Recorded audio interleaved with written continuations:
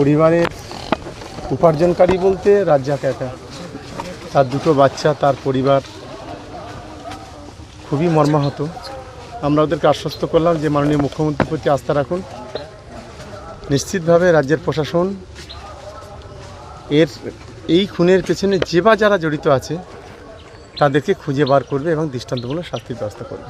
কিছু জানিয়েছে কাদের সঙ্গে শত্রুতা ছিল বা কারা করতে পারে?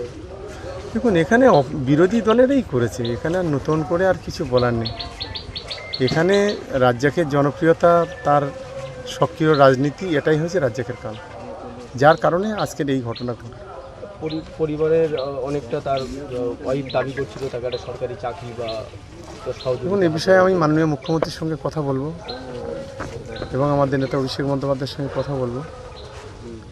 নিশ্চিতভাবে পরিবারের পাশে আমরা হার্ট অ্যান্ড সোল থাকার চেষ্টা করবো এবং মাননীয় মুখ্যমন্ত্রী নিশ্চিতভাবে একটা রাস্তা বের করবেন। এখনো পর্যন্ত কতজনের নামে অভিযোগ করা হয়েছে? না, আমরা কারোর ব্যক্তিগত নামে অভিযোগ করিনি, আমরা আননোন এফআইআর দিয়েছি, পুলিশ ইনভেস্টিগেশন চলছে।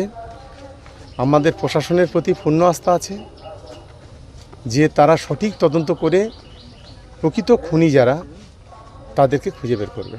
দেখা যায় কোনো কর্মী খুন হলে বিরোধী দলের একাধিক নেতা কর্মীর নামে অভিযোগ করা হয়, এক্ষেত্রে দেখা যাচ্ছে মানে কোনো অভিযোগই দেখুন, আমরা অসভ্যতা নোংরামি করতে চাইনি, কারণ রাজ্জাক যখন খুন হয়েছে তখন কিন্তু ওখানে কেউ ছিল না, আর যারা এসেছিল তারা মাস্ক পরে এসেছিল, যে দুজন সঙ্গে ছিল তাদের বয়ান অনুযায়ী তারা মাস্ক পরেছিল, ফলে চিনতে পারেনি। আমরা হঠাৎ করে কারোর নাম ভুলে দেব, এই ধরনের নোংরা রাজনীতি আমরা বিজেপি আইএসএফের মতো করি না। তকমার দর্শকদের জন্য অনেক অনেক অভিনন্দন। তকমার দর্শক যারা আছেন তারা ভালো থাকুন, সুস্থ থাকুন আর সঙ্গে থাকুন। আপনারা দেখছেন তকমা নিউজ, খবরের সাথে সবার হাতে।